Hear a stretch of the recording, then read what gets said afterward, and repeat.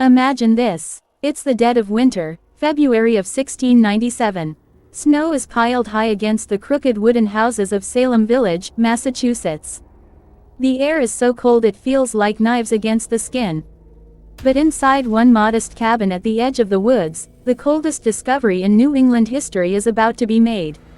When villagers pried up the floorboards of that lonely house, they uncovered something that froze even the bravest men where they stood. 17 bodies, men, women, and children, stacked neatly beneath the floor. Each corpse bore the same marks. The throat slit with surgical precision. Hands bound with strange knots, as if tied for some ritual. And carved deep into each forehead were mysterious symbols, cut with a blade so sharp it could have only belonged to a trained surgeon. This wasn't random violence. It was deliberate. It was ritual. The colonial authorities who saw the scene were shaken to their core. They sealed the records before the sun went down that same day. Witnesses were warned never to speak. And the name of the woman responsible, Prudence Fairweather, was carefully erased from every official record for the next 3 centuries. But whispers survived. Whispers of the widow with the pale eyes. The healer who arrived just as the witch hysteria was dying down. The woman whose hands could save lives, or take them. Tonight, we begin her story. And before we dive deeper, let me know in the comments where you're watching from, and if you're ready to hear a story that will make you question everything you thought you knew about colonial America. And of course, don't forget to subscribe. Because this is just part 1 of a 10-part series that uncovers the secrets of Prudence Fairweather, the so-called Puritan butcher. Salem Village, 1697. To understand Prudence, you have to understand Salem Village itself. Just 8 miles inland from Salem town, this was no bustling port full of merchants and sailors. Salem Village was a closed-off, struggling community of about 600 people. They lived under constant stress, poor harvests, harsh winters, and the shadow of the witch trials that had torn their world apart just 5 years before. The land was dense with forests, oaks, pines, maples so thick they blocked out the sun even at noon. Wolves lurked in those woods. Bears too, and native tribes who saw the Puritans as invaders often attacked isolated farms. To live in Salem Village was to live inside a fortress of fear. The heart of the settlement was the meeting house. A plain, wooden building where Reverend Samuel Parris shouted hellfire sermons twice every Sunday. Every soul in town was expected to attend. Every action, every thought, every breath was judged against Puritan law. The villagers' homes were simple, 1 or 2 rooms, steep roofs to handle the snow, smoke curling from chimneys all winter long. But beneath that simplicity was a society stacked like a ladder. At the top were wealthy landowners like the Putnams. Below them, craftsmen, blacksmiths, millers, carpenters. At the bottom, widows, orphans, and newcomers struggling to survive on scraps of charity. Into this world, brittle with fear, rigid with rules, came Prudence Fairweather. The arrival of Prudence Fairweather. It was the autumn of 1692, just as the infamous Salem Witch Trials were sputtering to an end. The gallows were quiet, but the memory of the hanging still burned fresh in every villager's mind. That's when a wagon rolled into town. Driving it was a woman in her early 30s. A widow, she claimed. Her name was Prudence Fairweather. She came from Rhode Island, she said, where her husband Jeremiah had died of fever. She carried the papers to prove it, a marriage certificate, a death record, even letters of recommendation from ministers who praised her for her godly character and unusual knowledge of medicine. The villagers, suspicious as always, checked her story. The documents looked real. Later, it would be revealed they were forgeries so flawless even a magistrate might have been fooled. She was, in truth, a master liar. Prudence rented a small house from Ezekiel Hawthorne, a cousin of Judge John Hawthorne, one of the very men who'd sent accused witches to the gallows. The house sat apart from the others, hidden among ancient elm trees whose black branches clawed at the winter sky. It was a single-room structure with a loft overhead. Prudence hung blankets to divide the space, 1 corner for cooking, 1 for sleeping, and 1 for her medical practice. And it was that last space that drew the villagers in. The healer. Salem Village had no trained doctors. Births were handled by old midwives. Injuries were treated with poultices and prayers. A deep cut, a broken bone, an infection, any of these could mean death. Prudence offered something new. She claimed to know medicine. Real medicine. She carried with her a wooden case lined with velvet, filled with instruments the villagers had never seen before: knives, saws, clamps, forceps. She said they were for surgery. She cleaned them constantly, sharpening them to a shine so bright they seemed to glint even in candlelight. Her knowledge seemed to work. She eased difficult births. She treated infections that would have killed others. She knew herbs better than anyone. People began to trust her. To some, she looked like an angel sent by God. But not everyone was comfortable. There was something strange about her. Her eyes, so pale they almost looked colorless, seemed to look straight through people. Her hair, though she was only 32, had already gone gray. And her hands were unlike any others. Long, slender fingers, a touch gentle enough to comfort, but cold enough to chill. Some villagers whispered that her skin felt colder than the winter wind, even when she stood near the fire. Still, Salem Village needed her. Desperately, and so they welcomed her. Seeds of darkness. Every Sunday, Prudence sat in the front pew of the meeting house, never missing a sermon. She spoke scripture with confidence, sometimes more fluently than the minister himself. Reverend Paris saw her as a godly woman, a rare gift in sinful times. But while the villagers saw her kneel in prayer, behind the elm-shrouded walls of her lonely home, she was sharpening her knives. Sharpening, preparing, and before the winter of 1697 was over, 17 people would vanish into the darkness of that house. 17 souls who would never leave. 17 bodies buried beneath the floorboards. And the name Prudence Fairweather would be buried with them. Right finger end of part 1. If you're ready for part 2, where we uncover how Prudence won the villagers' complete trust while secretly planning her purifications, make sure you're subscribed. And in the comments, tell me, do you think Prudence was a cunning killer hiding behind religion, or something even darker than human? Do you want me to continue with part 2 in the same style, about 1,000 words, suspenseful, YouTube ready, simple language, focusing on how Prudence gained influence in the community before her crimes began? Part 2. The vanishings begin. When Prudence Fairweather first arrived in Salem Village, she seemed like a blessing. Not only did she bring her surgical instruments and strange knowledge of medicine, but she also carried something even more valuable to the traumatized villagers: words that healed the soul. Her knowledge of scripture was uncanny. She could recite entire chapters from memory, sometimes the Psalms, sometimes the fiery words of Isaiah. She seemed to know Puritan doctrine inside and out, almost as if she had studied it her entire life in preparation for this role. And yet, her delivery was never harsh.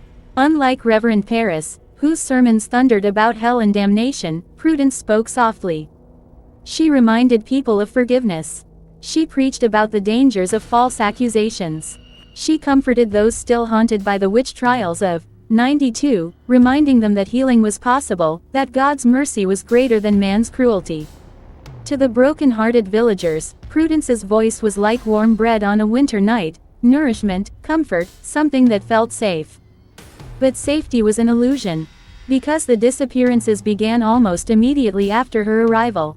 The widow's disappearance. The first came on February 14, 1693, a night when the skies above New England split open with one of the harshest snowstorms in living memory.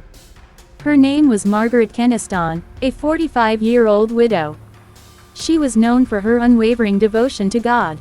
Every morning, prayers at home. Every afternoon, tending her small garden or working at her spinning wheel. And every evening, she walked to the meeting house without fail, arriving exactly on time and returning home along the same familiar path. Her husband had been killed by wolves the year before, and grief had driven her deeper into religion. To many, Margaret was almost too pious, her faith a shield against the loneliness of widowhood. But that night, she didn't return home. The next morning, her neighbor Elizabeth Proctor noticed that Margaret's cottage was cold. The fire had gone out. Her supper sat untouched on the table. The bed was perfectly made. It was as though she had stepped out for evening prayers and simply never come back. A search party was quickly formed. Woodsmen and constables followed her usual path, but the heavy snow had buried most signs of what had happened. Still, they found one thing that chilled their blood. Beneath a grove of pine trees, halfway between the meeting house and her home, lay Margaret's prayer book. But it wasn't dropped, it wasn't lost, it was placed, open to Psalm 23. "The Lord is my shepherd, I shall not want." And strangely, despite the storm that had raged all night, the book was almost untouched, its pages dry, its binding firm, as though someone had carefully protected it until setting it there. It was a puzzle the villagers could not solve. And yet, in the chaos of fear, who was at the center of comfort? Prudence Fairweather. She walked the frozen woods with lantern in hand, calling Margaret's name until her voice grew hoarse. She organized prayer circles, made soup for the searchers, even spoke tenderly at Margaret's cottage. With tears in her pale eyes, she whispered, "Sister Margaret is surely in God's hands now. Sometimes the Lord calls His faithful home in ways we cannot understand. We must not fear His will." Her words soothed the terrified villagers. If Prudence believed this was God's mystery, who were they to question it? But for Margaret, there would be no return. The carpenters vanishing. Just 3 weeks later, Salem village lost another soul. On March 8, 1693, Thomas Bridgman, a 22-year-old carpenter, was making his way home from Topsfield after a long day of repairing storm damage. He left early in the afternoon, plenty of time to walk the 3 miles of forest path before dark. He never arrived. That night, his mother Sarah lit a lantern in her window, waiting for him to return. By midnight, she was pounding on the constable's door. A search party fanned out immediately, following the snow-dusted trail. What they found raised more questions than answers. Thomas's carpenter's bag had been opened and its contents spilled along the path. His tools, most of them, were still there, scattered like someone had rifled through them. But several of the smaller, sharper instruments were gone, including a prized set of chisels his father had gifted him. Even stranger, a mile outside Salem village, Thomas's coat was discovered hanging neatly from the branch of a tree. There were no tears, no blood. Just a coat, carefully placed. And inside the pocket was a note, hastily scrawled in Thomas's handwriting. "Going to help someone in need. Don't worry." But his family knew better. Thomas was practical, direct. He wouldn't have abandoned his tools. He wouldn't have left his mother waiting. And who, in the empty forest that afternoon, could have possibly asked him for help? Once again, Prudence Fairweather appeared as the angel of mercy. She comforted Sarah, preparing herbal teas to calm her grief. She sat through long nights of prayer beside her, whispering softly, "The Lord works in mysterious ways." Perhaps Thomas was called to serve Him beyond our understanding. We must trust His will. Her words, her calm touch, her pious explanations, these became the salve that dulled the villagers' fears. While others panicked, Prudence remained steady, compassionate. And so the people leaned on her more and more. A pattern forms. By the summer of 1693, the disappearances had multiplied. Rebecca Noyes, a young mother, vanished while walking to visit her sister. Jonathan Whitcomb, a farmhand, disappeared after leaving the mill at dusk. Charity Fuller, only 14 years old, vanished from her own yard while gathering wood. Each case carried the same bizarre details: belongings left neatly behind, objects placed with eerie care, and no signs of struggle. It was as if the victims had simply obeyed some unseen call, stepped willingly into the woods, and never returned. The villagers grew uneasy, but Prudence's words always calmed them. "God calls His flock as He wills," she would say with a soft, sad smile.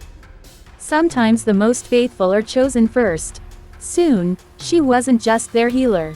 She was their spiritual counselor. People came to her for comfort, for guidance, for answers that Reverend Paris couldn't give. And the more they leaned on her, the more powerful she became. No one questioned why she was always present at the searches. No one asked why her pale eyes never seemed surprised. And no one thought it strange that the tools missing from Thomas's bag, sharp, precise tools, were the very kind Prudence always claimed to need for her medical work. By the time autumn returned, 7 souls had vanished. And Prudence Fairweather's reputation had only grown brighter. holier, and more untouchable. But beneath her spotless cap, behind her carefully folded hands, she was sharpening her instruments. Waiting. Because 17 souls would be claimed before the village finally realized the truth. Right finger end of part 2.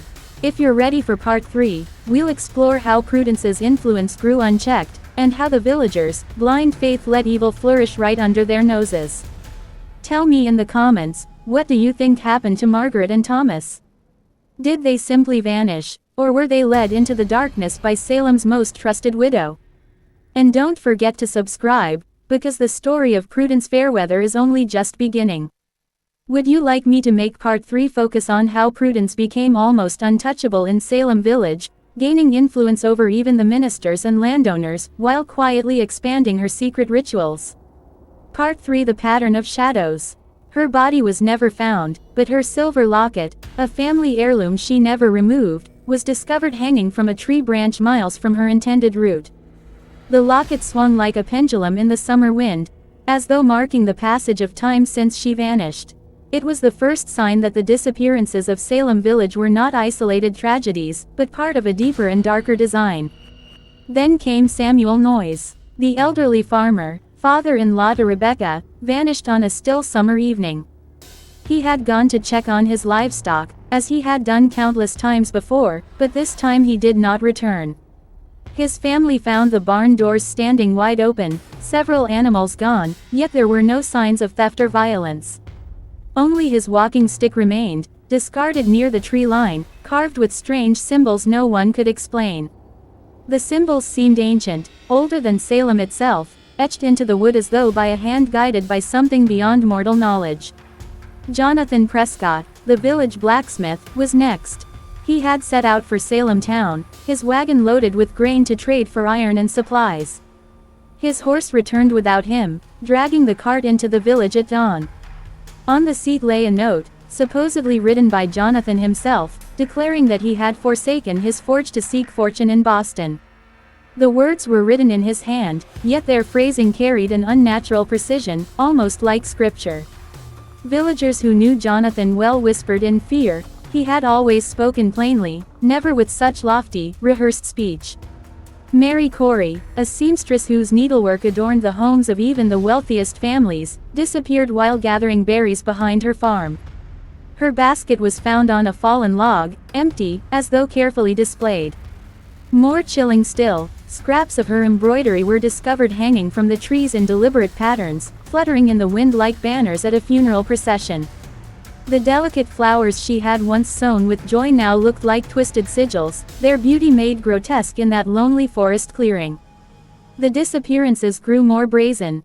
Elizabeth Ward, only 16, vanished on her way to deliver flour. Her horse and cart were found at a crossroads, flour bags stacked neatly beside the road, as though presented in ritual order. A note was pinned to one bag, claiming Elizabeth had joined a religious sect in Connecticut.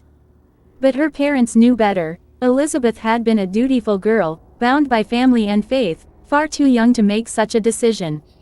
The note's words rang false, carrying the same unnatural tone as Jonathan's farewell. One by one, the villagers vanished. And one by one, carefully staged tokens were left behind: lockets, baskets, flour sacks, notes that spoke in a language that was both familiar and foreign. At first, the people blamed wolves, bears, or Indians lurking in the woods.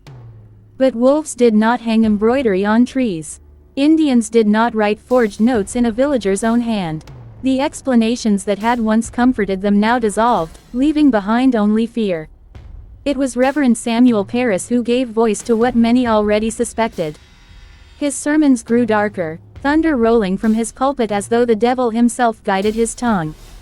Evil does not always announce itself with fire and thunder, he warned, his voice booming through the meeting house. It comes disguised as righteousness, whispering prayers while concealing the blackest intentions.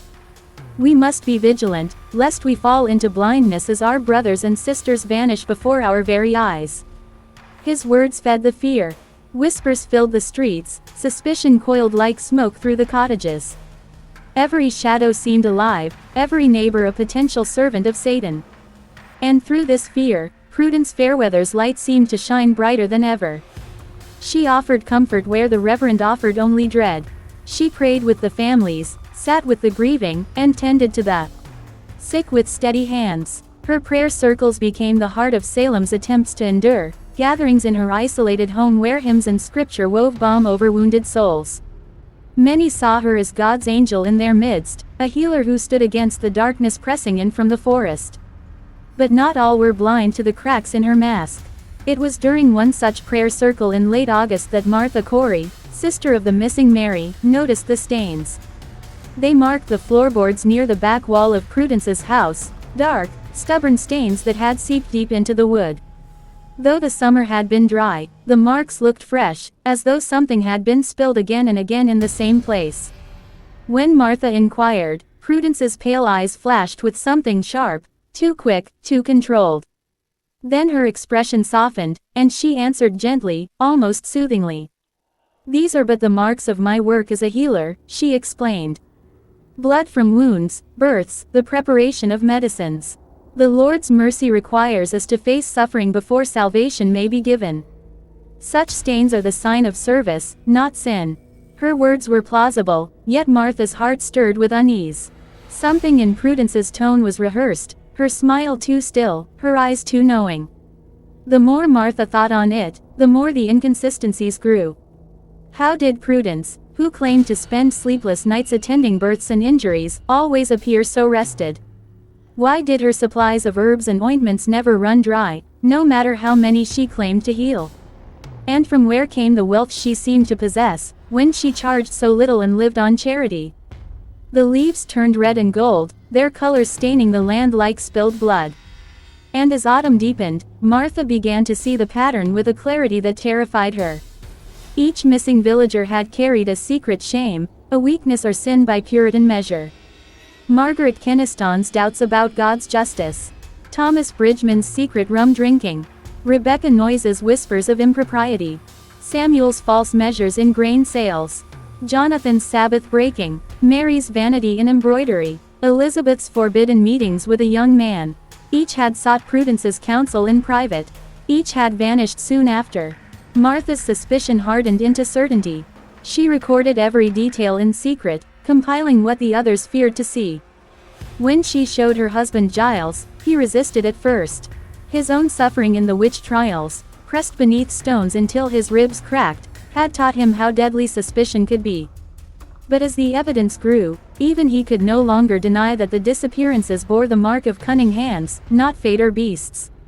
The staging of belongings, the forged notes, the knowledge of each victim's private sins. It all pointed to Prudence Fairweather, the woman Salem trusted most. And Martha was not alone.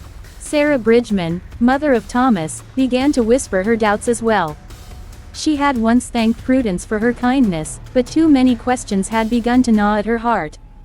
Together, Martha and Sarah began to weave their suspicions into a net.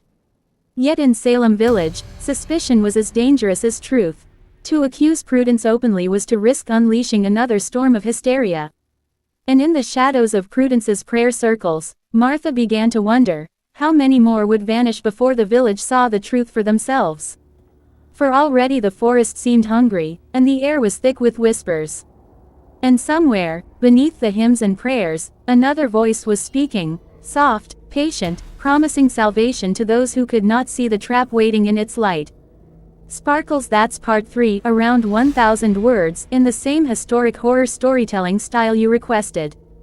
Do you want me to move straight into part 4 continuation, where Martha and Sarah secretly investigate Prudence's house, or should I wait for your instruction before I continue? Part 4, The House of Whispering Prayers. The first frost of October crept across Salem Village, turning the fields brittle and pale beneath the moonlight. The air carried a sharpness that whispered of winter's approach, but for many, the cold seemed to rise not from nature, but from within their own bones. The disappearances had become a grim rhythm, an unholy litany the villagers dreaded to hear whispered in the meeting house. Martha Corey's suspicions of Prudence Fairweather had grown too heavy to carry alone.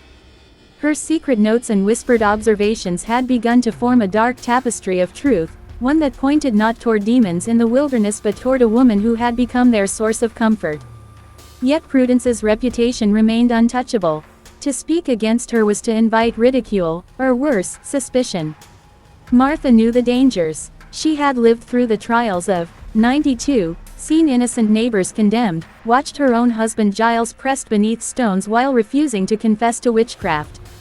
She understood the weight of accusation, how quickly it turned to death.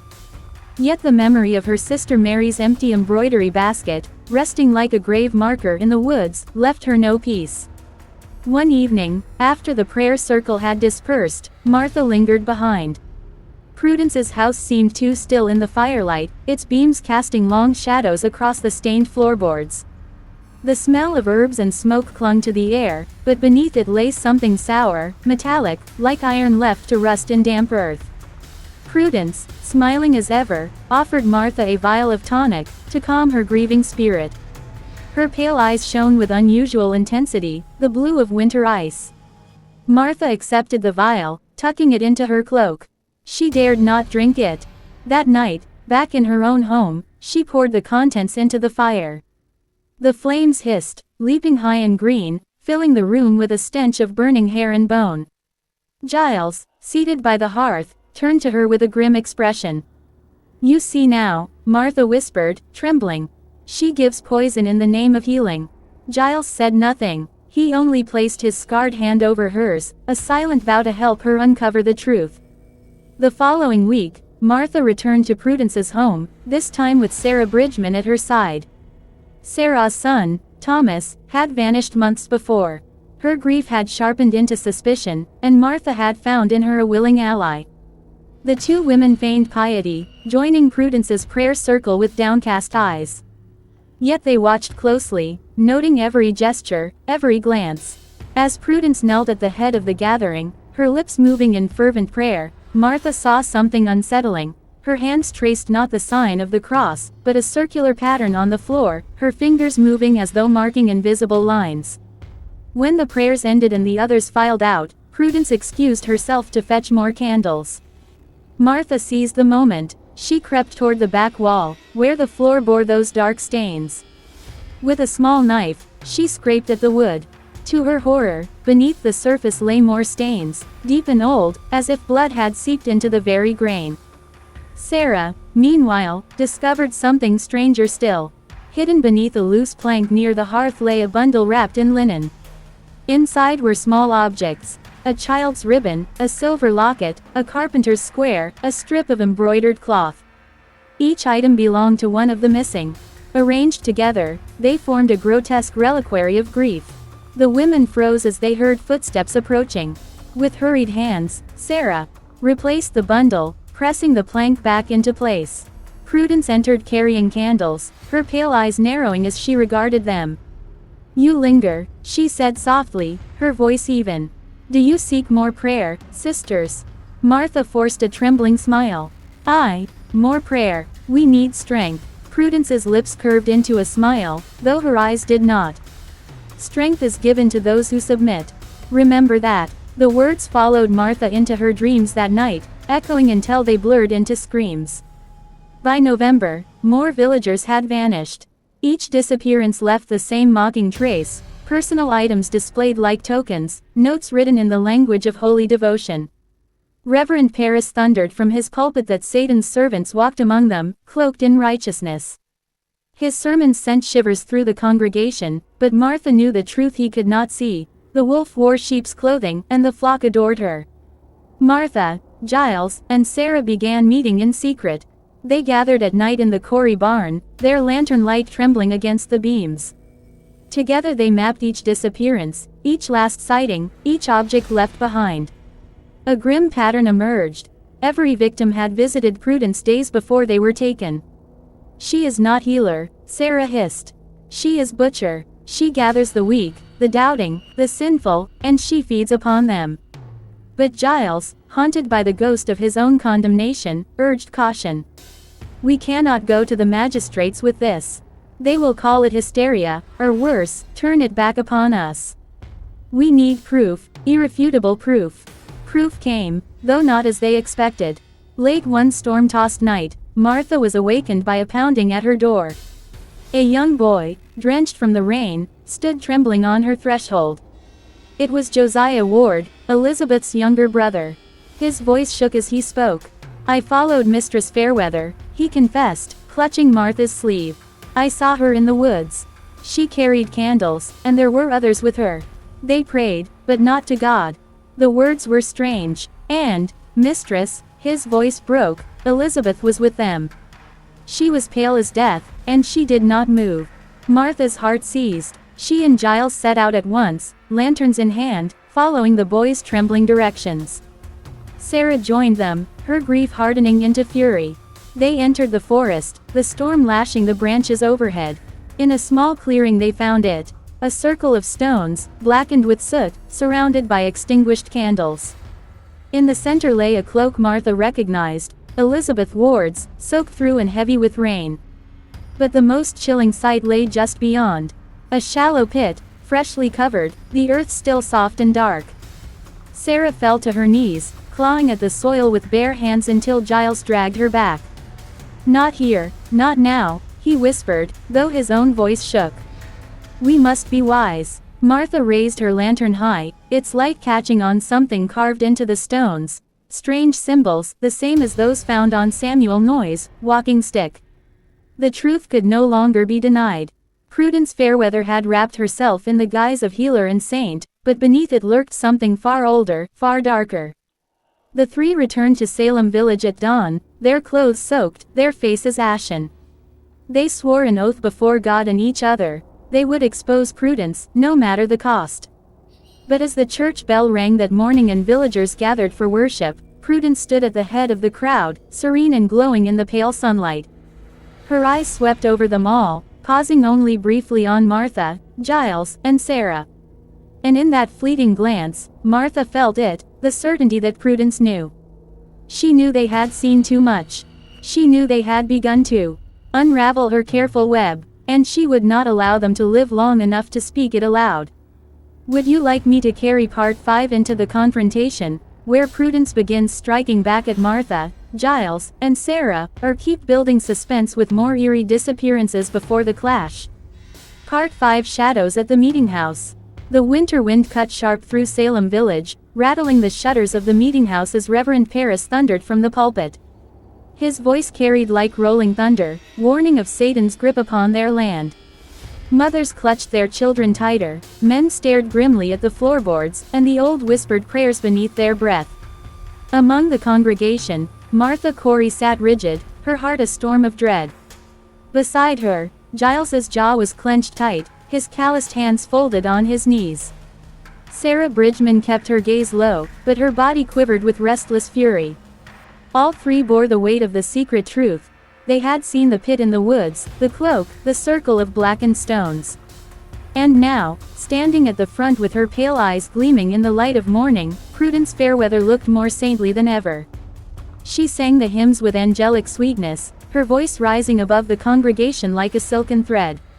Each note made Martha's skin crawl. When the service ended, Prudence glided through the crowd, offering blessings and soft words. When she reached Martha, her lips curved into a smile, but her eyes, those glacial eyes, bore into her with chilling precision. "You look weary, Sister Corey," Prudence murmured, her hand brushing Martha's arm. "Take care that grief does not cloud your judgment. The mind may play cruel tricks when the heart is burdened."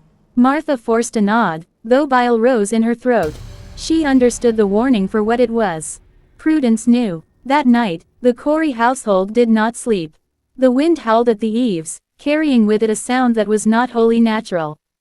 At times it was like a woman weeping, at others a low growl echoing from the earth itself. Martha sat by the fire, her Bible open but unread, while Giles paced the floor. At midnight came a knock. Harsh, sudden, splitting the storm's rhythm. Giles seized his musket, but when he opened the door, no figure stood there. Only a bundle rested upon the threshold, wrapped in damp cloth. Martha's breath caught as Giles unwrapped it. Inside lay a small wooden carving, rough but unmistakable. It was shaped in Martha's likeness, her features crude but clear. Driven into its chest was a rusted nail, slick with fresh blood. Sarah arrived at dawn, her face drawn and pale. She carried her own bundle, inside it, a ribbon that had belonged to her missing son, Thomas. It had been nailed to her door in the night. She knows we plot against her, Sarah whispered, her voice broken with terror and rage. She toys with us, just as she toys with them before she takes them. Giles slammed his fist against the table. Then we stop her before another vanishes. Their chance came sooner than expected. Word spread that Prudence would hold a great prayer gathering at her house, to cast out the lingering spirit of sorrow that plagued the village. Nearly everyone planned to attend, desperate for hope in the growing darkness. But Martha, Giles, and Sarah knew it would be no holy assembly. It would be another harvest for Prudence, another night where the weak and grieving were offered up like lambs. They made their plan. They would attend, yes, but not as sheep.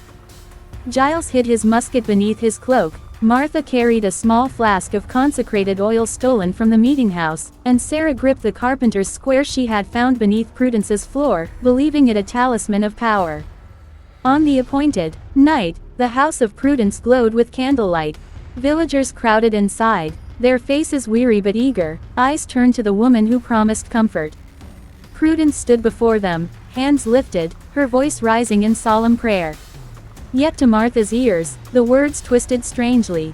Though spoken in the tongue of Scripture, beneath them pulsed another rhythm, a chant that was not holy but profane. And as Prudence prayed, the air itself seemed to thicken, the shadows along the walls stretching long, as though listening. Martha clutched Giles's arm. "Do you hear it?" she calls to them. Giles's face hardened. "Then we end it." When the prayers ceased, Prudence bade the villagers bow their heads. "Tonight," she declared, her voice sweet and commanding, "we will release sorrow from this village. We will bury grief in the earth, and joy shall rise in its place." She motioned for the crowd to follow her. Lanterns bobbed in the cold night as they made their way toward the woods. Martha's heart pounded. She knew where Prudence was leading them, to the clearing with the circle of stones. And there it was. The pit, freshly dug once more. The stones glistened wet with frost, the strange symbols carved deep and blackened with soot. Prudence raised her arms high, her pale hair shining in the lantern light. "Let the sorrow be bound," she cried. "Let the dead be forgotten." But Martha stepped forward, her voice cutting through the murmurs of the crowd.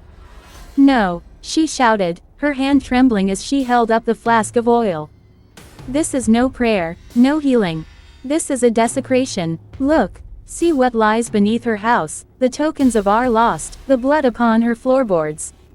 She is no healer, she is their taker." A gasp rippled through the crowd. All eyes turned to Prudence. For a moment, silence hung heavy. Then Prudence laughed, softly at first, then louder, until the sound echoed through the trees like breaking glass. "You are bold, Martha Corey," she said, her voice carrying a dark melody. "But boldness cannot save you. Did you not learn, when your husband's ribs cracked beneath the stones, that truth has no place here? This village thrives on fear. And fear is mine." The crowd recoiled as Prudence's eyes seemed to glow with a pale light. Her shadow, cast by the lanterns, stretched impossibly long across the clearing, curling around the stones like a serpent. Sarah rushed forward, raising the carpenter's square as though it were a weapon. "Release my son," she cried. Prudence's hand shot out with unnatural speed, seizing Sarah by the throat. "Your son is gone," she whispered, her voice both within and beyond hearing. "He was mine the moment you despaired." Giles lifted his musket and fired. The shot rang out, splitting the night. Prudence staggered back, but no blood spilled. She only smiled, her pale flesh unmarked, as though the shot had passed through mist. The villagers screamed, some fleeing into the trees, others falling to their knees in terror. Martha, trembling but resolute, uncorked the flask of consecrated oil and hurled it at Prudence. The liquid splashed across her face and hands, sizzling like water on hot iron. Prudence shrieked, a sound so piercing it seemed to split the stars. Her skin blackened where the oil touched, her eyes burning with unholy fire. The shadows writhed, breaking free from the stones, twisting into shapes that were no longer human. Martha clutched Giles's arm. "We must finish it, before she finishes us." But Prudence, her face half burned yet smiling still, raised her hands high. "This village will never escape me," she hissed. "For I am its grief, its hunger, its fear. Destroy me, and you destroy yourselves. And as the night wind howled, the villagers found themselves trapped between faith and horror, unable to decide whether Prudence was their saint, or their devil. Would you like part 6 to be the final confrontation, where Prudence's power either consumes Salem or is finally broken by Martha, Giles, and Sarah? Part 6, The Last Judgment. The clearing seethed with terror. Villagers screamed and scattered into the dark woods, lanterns dropping and shattering, their light extinguished in the trample of fleeing feet. Only a few remained: Martha Corey, her husband Giles, and Sarah Bridgman, rooted to the earth by something stronger than fear. Before them, Prudence Fairweather stood transformed. Half her face blistered black where the consecrated oil had burned, yet her other half still glowed with unnatural beauty. Her voice rose above the storm, not human but vast, as though the trees themselves carried her words. "You think to fight me," she thundered. "But I was here before your prayers, before your meeting house, before your walls of timber. I am the sorrow this land drinks, the grief your kind births in every grave you dig. Strike me down, and you strike down yourselves." The shadows writhed around her feet, rising into shapes of the lost, faces familiar to Salem Village. Thomas Bridgman, Sarah's missing son, stood pale and hollow-eyed among them. Beside him, others who had vanished. Women, children, men whose names had already slipped into rumor. Their mouths opened, but no words came, only a low, endless moan that churned the blood cold. Sarah collapsed to her knees. "Thomas," she sobbed, reaching toward the pale figure. "Come back to me, my boy." But Thomas's eyes were empty, reflecting only Prudence's glow. He stepped closer, his hand outstretched, and for a moment Sarah believed. She reached for him, until Martha seized her arm and dragged her back. "That is not your son," Martha cried. "It is only his sorrow, stolen and bound to her will." Sarah's wail split the night, echoing through the trees. Prudence's laughter followed it, sweet and venomous. Giles raised his musket once more, though he knew the futility. "Tell me, witch," he growled, "what power keeps you whole when shot and burned? What gives you claim to these souls?" Prudence turned her gaze upon him, eyes glowing like pale moons. "You should know, Giles Corey. You felt it as the stones pressed your chest and cracked your ribs. You felt the power of despair. That is what feeds me. Every injustice, every false word, every weight your people heap upon the innocent, it is my feast. And this village, your precious Salem, has given me a banquet beyond measure." Giles's jaw tightened. He remembered that day well, pressed under the weight of stone, accused by those who twisted truth. He had survived, but the memory lived in his marrow. Now he saw the shape of it, how his suffering had not ended with him but been taken, fed upon, made into her strength.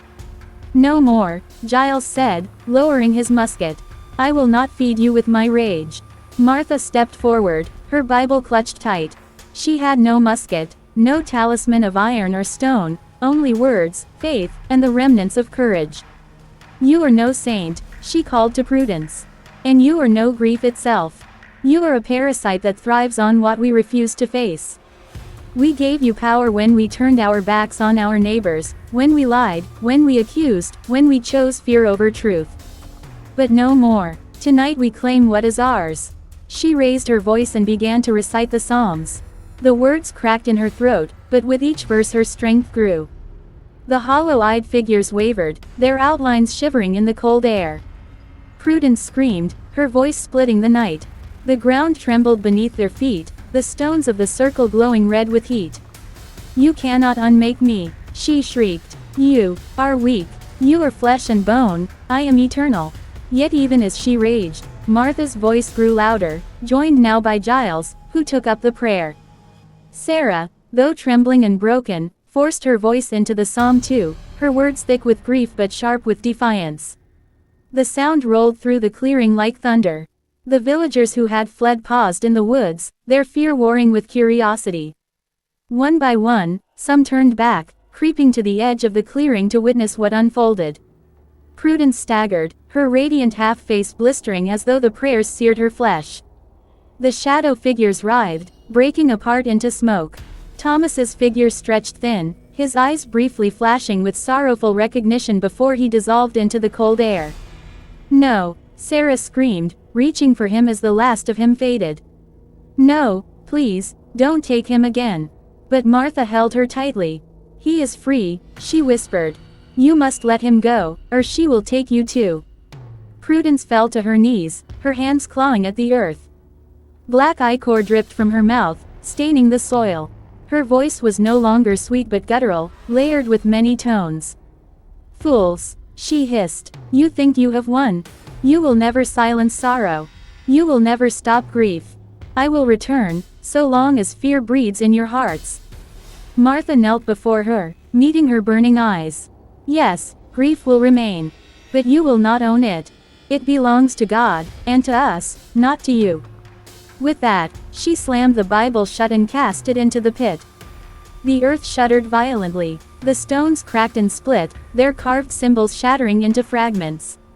A column of pale fire erupted from the ground, engulfing Prudence's form.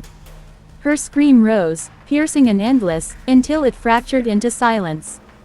When the fire died, nothing remained. No body, no shadow, only the cold earth and broken stones. The villagers emerged from the trees, wide-eyed and trembling. They stared at the empty clearing, at Martha, Giles, and Sarah standing together amid the ruin.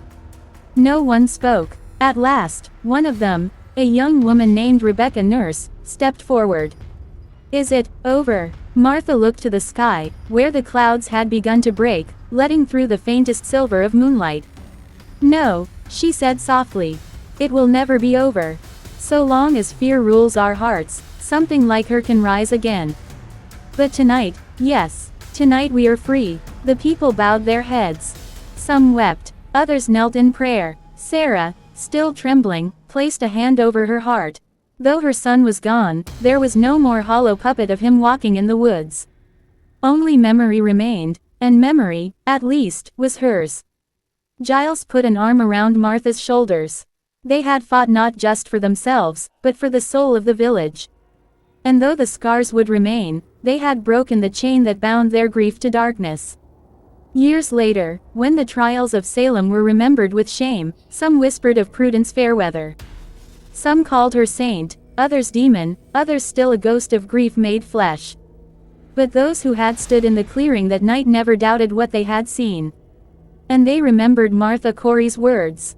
"Fear breeds the devils we worship, but courage casts them out." Part 7. The Ashes Remember. The clearing where Prudence Fairweather had perished did not stay empty for long. For years, the villagers avoided it. They cut no timber there, built no homes, and even the hunters refused to let their dogs cross the line of charred stones that still lay in a circle, half buried in moss. Children dared one another to step inside, but none lingered. The air was too cold there, the silence too sharp. Yet silence does not mean peace. By the winter of 1706, Salem Village was already haunted, not just by ghosts, but by its own history. The witch trials were a stain everyone wished to forget, yet forgetting did not erase the names of the dead. Mercy Lewis, Ann Putnam, Abigail Williams, girls once celebrated as God's instruments, were now whispered about as liars, their accusations having sent innocents to the gallows. And in the taverns, men drank too heavily, for too many had sat on juries and signed warrants they now regretted. It was in that year that the hauntings began again. Martha Corey, now old and gray, woke one night to the sound of weeping outside her window.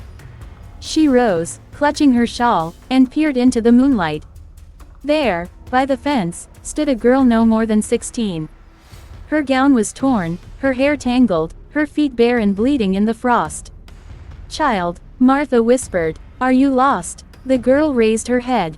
Her eyes glowed faintly, like coals beneath ash.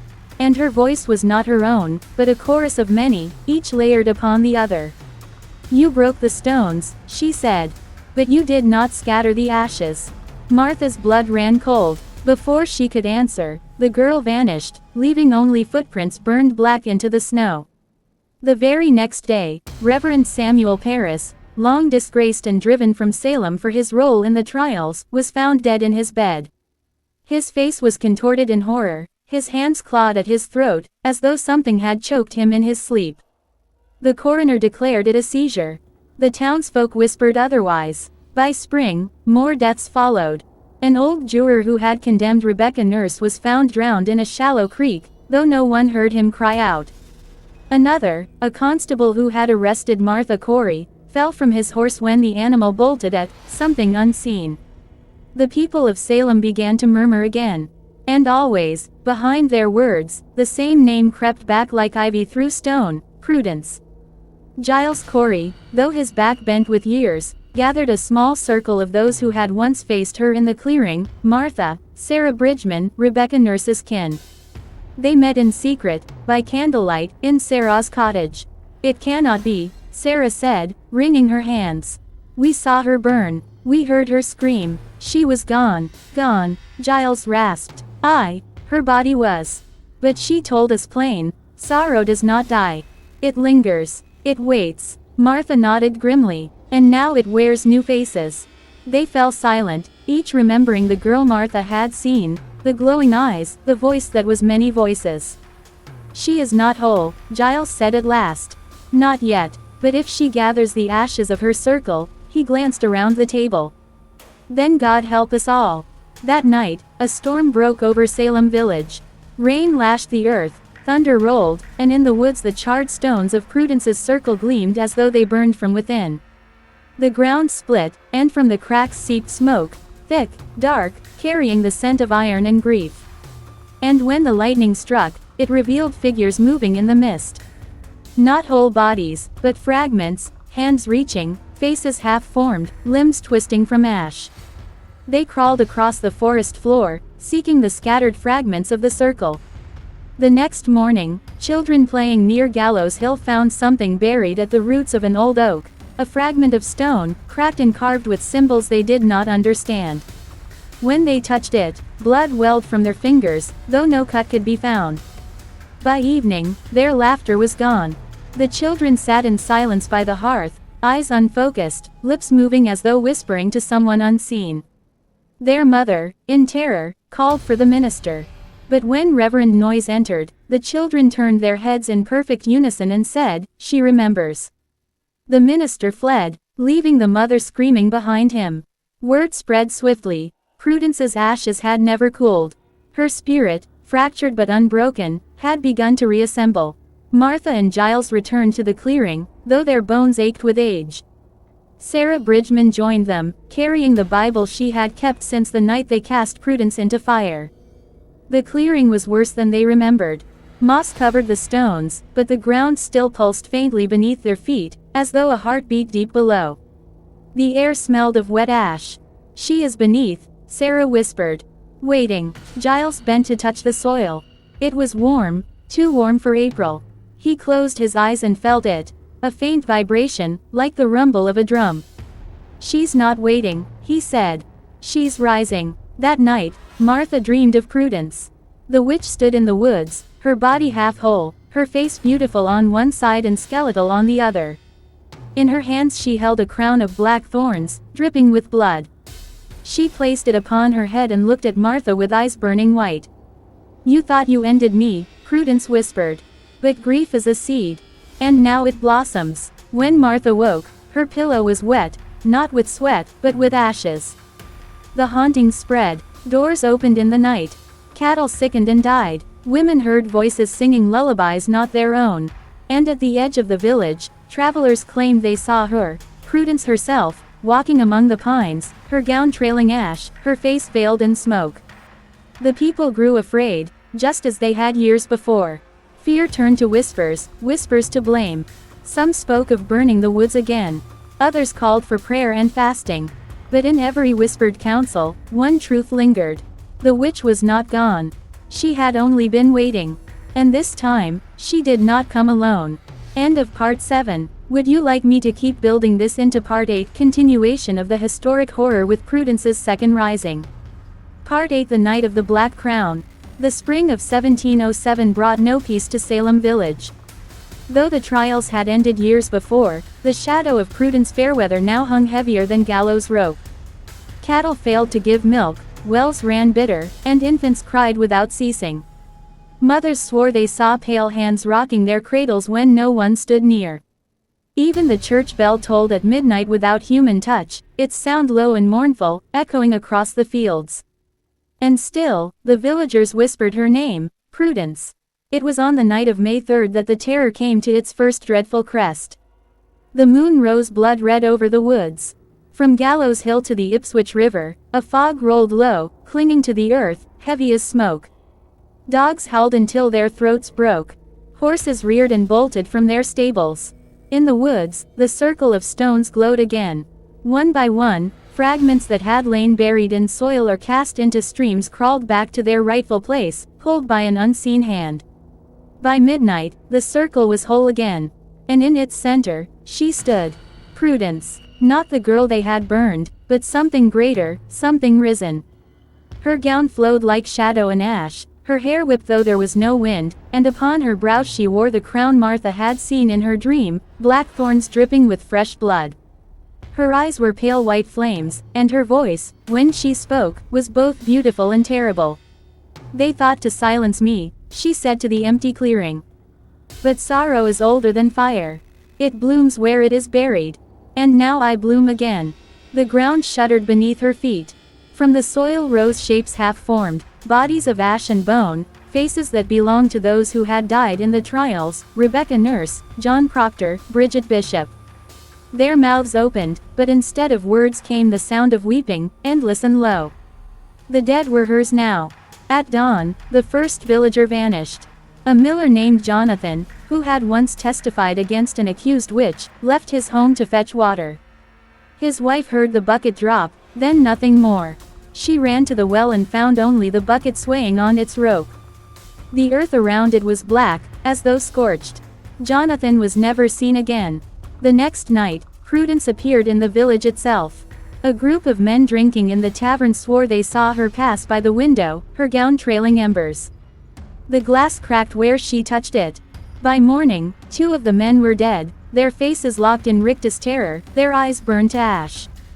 Fear spread like fever. Martha Corey, Sarah Bridgman, and the dwindling few who had stood against Prudence long ago gathered once more. This time they met in the old meeting house, their candles guttering in the drafty dark. "She has risen whole," Martha said, her voice shaking. "The crown binds her. We cannot face her as we are." Sarah clutched her Bible. "We must call upon the Lord. The Lord has not stopped her," Martha whispered. Prayers did not stop the trials. They did not stop the hangings. Why would he stop her now? Silence fell. Even Giles Corey, old as stone himself, bowed his head. He had been pressed near to death once for defiance of the court, and now he felt the same crushing weight return, not of stone, but of sorrow. At last he spoke. "If she has risen with crown, then crown must be broken. If ashes make her whole, then ashes must be scattered. Not by prayer alone, but by fire, iron, and will." Sarah paled. "You mean to face her again?" "Aye," Giles said. "Better to die than live as her flock." But Prudence was not waiting in the woods. That very night, she came to the meeting house. The door blew open, candles snuffed, and in the dark, her pale eyes glowed. Ash poured in like a tide, swirling, choking, filling the air until every breath burned. "You gather again," Prudence said, her voice echoing with laughter and grief. "As if the past were not already written. You broke me once. Now I break you." The villagers fell to their knees, choking, praying, weeping. Only Giles stood firm. He raised the iron cross he carried, its edges blackened from years of use, and held it before him. "In Christ's name, be gone," he shouted. Prudence laughed. The cross grew red-hot in his hand until flesh sizzled and he dropped it with a cry. "In whose name?" she whispered. "The same Christ who watched you hang my sisters. The same God who let children lie, and men kill, and women burn. No, you do not speak for him. You speak only for fear." She lifted her hand, and Giles staggered, blood pouring from his mouth. His chest sank as though invisible stones pressed him again. He fell to his knees, gasping, his last words rasping out. "More. Wait." Then he was gone. Martha screamed. Sarah fainted. Prudence turned her gaze upon them, her crown gleaming like a wound. "Your God has no power here. Only sorrow. Only memory." She stepped back into the tide of ash, and with her went the faces of the dead. The meeting house shook, rafters groaning, until at last silence fell again. When the survivors lit the candles once more, Giles Corey lay lifeless on the floor. His body bore no wound, but his chest was crushed flat as though the stones of his torture had been returned to him. By the end of that week, Salem Village was no longer a place of the living. Windows stood empty, doors swung wide, fields lay untended. The air itself seemed bruised, heavy with soot. Travelers passing through whispered of ghostly lights in the woods, of a woman crowned in black walking with a host of ash-born dead at her back. They said she was not merely haunting Salem. She was gathering her sorrow, feeding it, spreading it, and some said that when she was strong enough, she would not stop at Salem. She would crown all of New England in ash. End of Part 8. Word count. Approximately 1025. Would you like me to move on with Part 9, where Prudence's power begins to spread beyond Salem, touching nearby towns and drawing in new victims? Part 9. The ashes spread. The summer of 1707 came hotter than any remembered. Fields burned brown, rivers shrank into mud. The air itself seemed heavy, as though the sky had been lowered upon the earth. In Salem Village, the streets lay silent, for there were no longer enough living souls to fill them. The church bell hung cracked, its tongue fallen to the floor. The tavern door swung in the wind. Graves split open, not by shovel, but by something crawling up from below. Prudence Fairweather's crown of thorns gleamed blacker than coal. Wherever she walked, the world bent toward her. The ashes followed, but she did not remain in Salem. By August, travelers spoke of strange sights in Ipswich, cattle wandering without eyes, barns filled with soot though no fire had burned. In Andover, a girl was found sitting by the river, her hands folded neatly in her lap. She was pale, her lips cracked, but her eyes were white flames. She whispered one word over and over. Prudence. The girl never blinked again. In Topsfield, an entire household vanished in a single night. Neighbors who dared enter found the hearth smoldering, yet no wood burned there, only bone. The ashes of father, mother, and children lay scattered across the floor. And always, in the distance, someone swore they saw her, a figure in black, crowned in thorns, followed by a host of shapes too twisted to be men and too restless to be spirits. Back in Salem, the few who survived huddled together in Martha Corey's crumbling house. Sarah Bridgman clutched her Bible until her fingers bled. Samuel Parris, the disgraced minister, had returned in secret, drawn back by the terror he once unleashed. He whispered into the dark, "She is vengeance for our sins. We lit the fire that gave her breath. Only blood can unmake her." Martha's voice was hoarse. "Whose blood?" The minister looked at her with hollow eyes. "Ours. Or hers." One night, a knock came at the door. A young boy stood there, barefoot, his clothes torn. His name was Ezra Wilkins, and he had walked all the way from Danvers. His parents had sent him away when the smoke first rose from the fields, but their warning had come too late. He told the survivors what he had seen. "They came into the house," Ezra whispered. "Shapes of ash. Faces I knew. My mother. My father. They tried to take me by the hand, but their skin burned. I ran. I never stopped running." Martha pulled the boy into her arms, though his flesh was ice cold. Sarah muttered prayers until her lips cracked. But Paris only stared at the boy and said, "She sends him. She gathers children now. She means to build her flock young, so it lasts an age." And indeed, in the days that followed, more children were seen wandering the roads at dusk. Pale, hollow, their voices whispering her name. Some villagers said they were not children at all but corpses dressed in memory, sent to lure the living closer. Meanwhile, Prudence's own strength swelled. She walked barefoot across the Merrimack River, and the water boiled beneath her. She passed the stone meeting house in Haverhill, and the walls split as though lightning had struck, though the sky was clear. Wherever she went, the bells tolled at midnight. Always midnight, and those who heard them too many nights in a row began to change. At first, their eyes grew pale, their breath smoky. Then they fell silent, ceasing to speak or eat. In time, they rose and followed her, faces blank, bodies moving as though pulled by strings. The Ashen Host. Back in Salem, the survivors resolved that waiting would mean only death.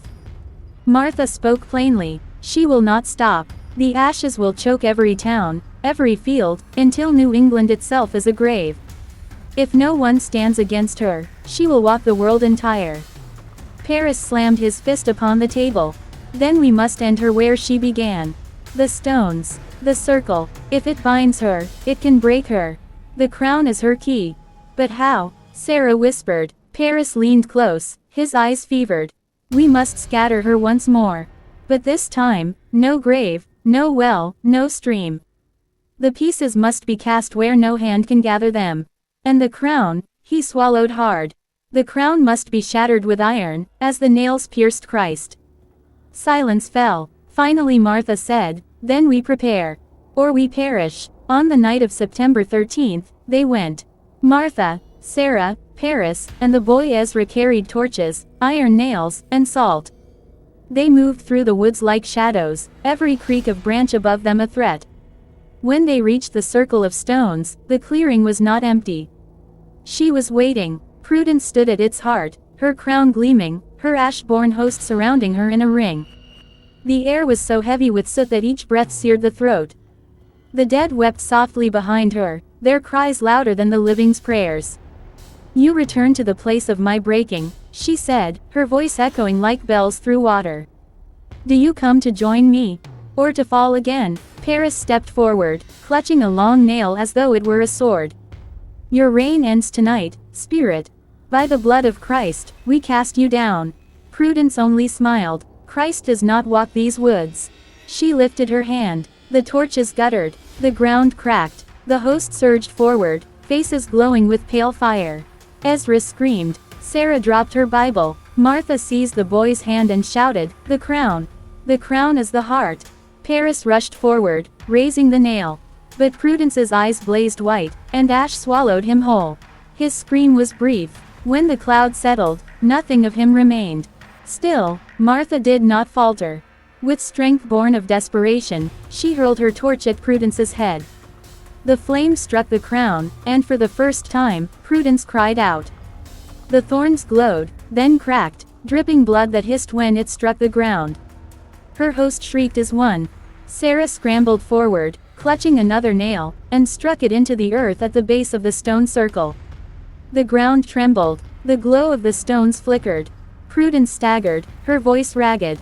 You cannot unmake sorrow. You cannot unmake me. But Martha shouted above her, we can scatter you again. Together, they drove the nails into the circle. Each strike dimmed her crown further. Each strike tore a piece of the host into dust. Prudence screamed, her body writhing, splitting into smoke and flame. Her crown cracked once, then twice. And then it shattered. The night exploded in silence. The ashes fell, lifeless, to the ground. The stones split apart. When the smoke cleared, Prudence was gone. But the survivors did not cheer. Because in the ashes that covered the clearing, the blood of the crown still gleamed. And it pulsed, faintly, like a heart that had not yet ceased to beat. End of part 9. Would you like me to continue with part 10, the final chapter, where the truth of Prudence's survival through the crown's blood is revealed and the story closes with a terrifying conclusion plus your call to action? Subscribe, share, comments. Part 10, the blood that would not die. The forest lay silent. The battle was over. Or so the survivors thought. The stone circle was broken, its power spent. Prudence Fairweather's crown lay shattered, its thorns scattered among the ashes. The Ashen Host was no more. Martha Corey, Sarah Bridgman, and young Ezra Wilkins stood alone in the clearing. Samuel Paris was gone, swallowed by smoke. The torches were extinguished. Their clothes stank of fire, their hands blackened with soot. They looked at one another with hollow eyes. Is it done? Sarah whispered. Martha gazed at the ashes. They shifted slightly in the breeze, though there was no wind. And in their depths, faint as a dying ember, something glowed. Not yet, she murmured. They buried the thorns in separate graves. One beneath the churchyard in Salem. Another cast into the Ipswich River. A third sealed in iron and hidden under the floorboards of Martha's house. The blood of the crown, thick and black, was poured into a small clay jar, sealed with wax, and hidden where no one dared tread, the abandoned cellar of the old parsonage. They prayed. They fasted. They watched. For weeks, no smoke rose from the fields. No children wandered the roads whispering her name. No bells tolled at midnight. And yet, none of them truly believed she was gone. In October, Ezra began to change. At first, he woke in the night, coughing ash. Then his eyes grew pale. He spoke less, his words soft and strange. One evening, Sarah found him kneeling in the cellar above the sealed jar, his hands pressed to the earth. When she asked what he was doing, he only whispered, "She calls me." They tried to keep him from the cellar, but he always found a way. It was as though the jar beneath the parsonage pulsed, calling him by name. Martha said, "We should have cast it into the sea. Nothing of her should remain." But Sarah, clutching her Bible, shook her head. The sea would only carry her farther. At least here, she is bound. Martha did not answer. The first frost fell on Salem in November. With it came silence thicker than before. Birds no longer flew over the village. The dogs would not bark. Even the river seemed to run more slowly, its waters heavy. And then, one morning, Sarah woke to find Ezra gone. His bed was cold, his shoes left neatly by the door. They searched the woods, the churchyard, the abandoned fields.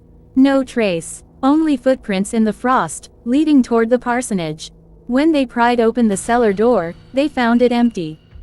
The jar was gone. Winter came early. Tales spread beyond Salem of strange storms sweeping coastal towns. Fishermen vanished from their boats. Children disappeared from their cradles.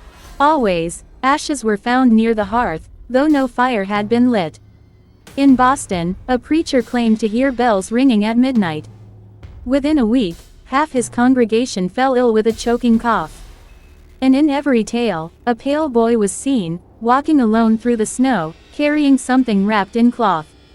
Ezra, the jar, the blood of Prudence. By Christmas Eve, Martha and Sarah were the last of Salem's watchers. They sat in the dark of Martha's house, the fire burned low. Snow pressed against the windows. "Perhaps it is better to let it spread," Sarah whispered. Her voice was tired, cracked. "Perhaps this is God's punishment, and we delay only the inevitable." Martha shook her head. Her eyes burned with the last fire of defiance. "No, this is no punishment of God. This is the work of what men themselves created, when they condemned her, when they burned her. We birthed her vengeance, and we must end it." Sarah looked at her with hollow despair. "But how?" Martha's gaze turned to the snow-covered road. "We find the boy, we find the jar, and we bury it where no man, no spirit, no God may reach." They never found Ezra. Some say he walked north, into the frozen wilderness, and was never seen again. Others whisper that he boarded a ship in Boston Harbor, carrying the jar across the ocean to lands where no one yet knew her name. But those who lived long enough to tell their tales swore that in the bitter nights of January, they still saw him wandering the roads near Salem. His eyes pale, his lips cracked, his hands clutching something that pulsed with a faint, red glow.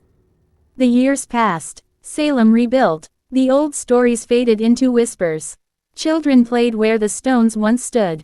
New ministers preached. New houses rose. Yet, each winter, there were those who heard bells at midnight. Each spring, fields turned to ash and patches too small to blame on fire. Each summer, travelers spoke of a pale boy, no older, no taller, carrying a jar.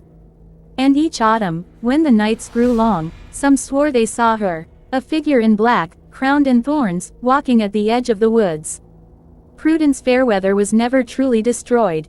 She lingered in the blood, waiting, growing. The ashes spread, the silence deepened, and somewhere, whether in Salem, or Ipswich, or Boston, or far beyond, her crown waits to be remade. The dead still whisper her name. Prudence. Call to action. If this tale chilled you to the bone and kept you turning each page with dread, share it with those who love a haunting story. Subscribe for more dark histories, where the past never sleeps and the dead are never truly silent. And don't forget to leave a comment. What do you believe became of Ezra Wilkins, and where does Prudence's blood rest now? The story may be finished, but the curse endures.